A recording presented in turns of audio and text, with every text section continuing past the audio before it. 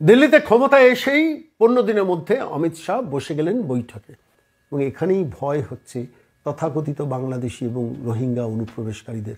তারা জানেন যে মমতা বন্দ্যোপাধ্যায় যতদিন ক্ষমতায় থাকবেন তাঁদের সেটা বিশ্বাস, ভরসা, আস্থার জায়গা।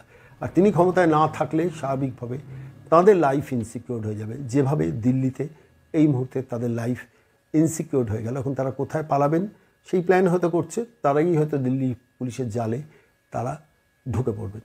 আর রক্ষা নেই বাংলাদেশি অনুপ্রবেশকারী। শুধুমাত্র বাংলাদেশি অনুপ্রবেশকারী নয়, যারা মায়ানমার থেকেও ভারতে প্রবেশ করে অবৈধভাবে কিন্তু রয়েছিলেন, তাদের একে একে পাকড়াও করা হচ্ছে।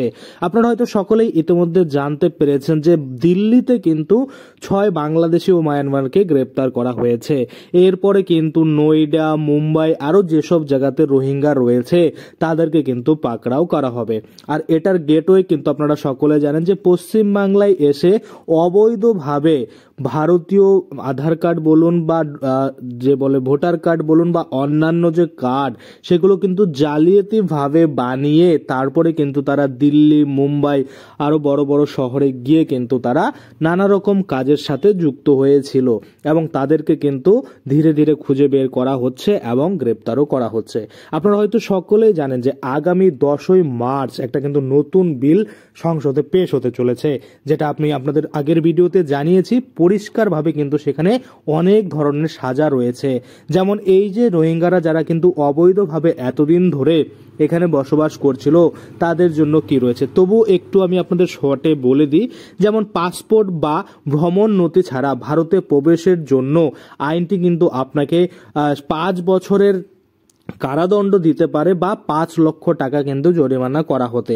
আবার কোনো বিশেষ কারণে দেখা যেতে পারে যে একই ব্যক্তির ক্ষেত্রে এই দুটো মানে যে কারাদণ্ড রয়েছে এবং 5 লাখ টাকার জরিমানা দুটোই কিন্তু একসাথেও হতে পারে।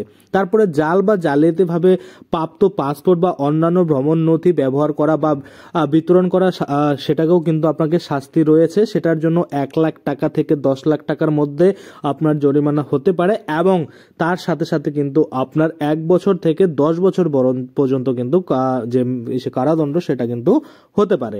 তাছাড়া কিন্তু ভিসার মেয়াদ যদি ধরুন শেষ হয়ে গেছে তারপরেও আপনি ফিরে যাননি, এখানেই ধরুন ছিলেন, অতিক্রম করেছেন আপনার ভিসার মেয়াদ, সেক্ষেত্রে কিন্তু আপনাদের 3 বছরের কারাদণ্ড এবং 3 লক্ষ টাকা পর্যন্ত কিন্তু জরিমানা দিতে হতে পারে। এটা কোন আইনে বলা হচ্ছে? এটা যে এই যে আগামী 10ই মার্চ সংসদে কিন্তু নতুন করে দ্য ইমিগ্রেশনস অ্যান্ড ফরেনার্স বিল 2025 পেশ হতে চলেছে।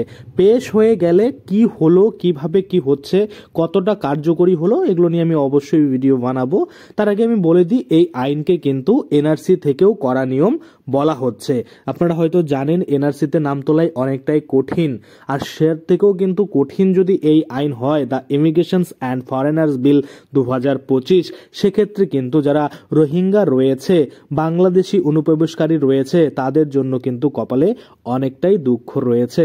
কারণ আপনারা হয়তো সকলেই জানেন যারা বৈধভাবে এসেছে এবং ধর্মীয় উৎপীড়নের কারণে ভারতে এসে বসবাস শুরু করেছে, এবং আমরা জানি ভারত হিন্দুর মনে করুন যে যখন ভারত ভাগ হয়েছিল তখন মানে ধর্মের ভিত্তিতে ভাগ হয়, সেক্ষেত্রে পাকিস্তান, পূর্ব পাকিস্তান বা বাংলাদেশ বর্তমান হয়েছে, সেরকমটাই কিন্তু হয়েছে। সেক্ষেত্রে কিন্তু যারা বৈধভাবে ধর্মীয় উৎপীড়নের কারণে বাংলাদেশ ছেড়ে বা পাকিস্তান ছেড়ে বা আফগানিস্তান থেকে ভারতে এসে আসতে বাধ্য হয়েছেন, তারা কিন্তু সিএর মাধ্যমে ইতিমধ্যে নাগরিকত্ব পাচ্ছেন।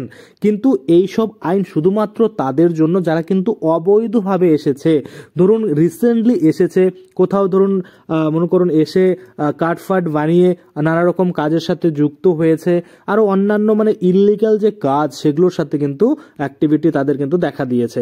যার জন্য কিন্তু দ্য ইমিগ্রেশনস অ্যান্ড ফরেনার্স বিল 2025 যে রয়েছে সেখানে কিন্তু বিরাট এক কঠোর নিয়ম কিন্তু চালু করেছে, যেখানে বলেছে যে ফরেনার্স অ্যাক্ট 1946 বাতিল এবং প্রতিস্থাপন কিন্তু করা হবে। তারপরে পাসপোর্ট আইন 1920, তারপর রেজিস্ট্রেশন অফ ফরেনার্স অ্যাক্ট 1939, এই 3টি আইনও কিন্তু মানে রিপ্লেস করা হবে।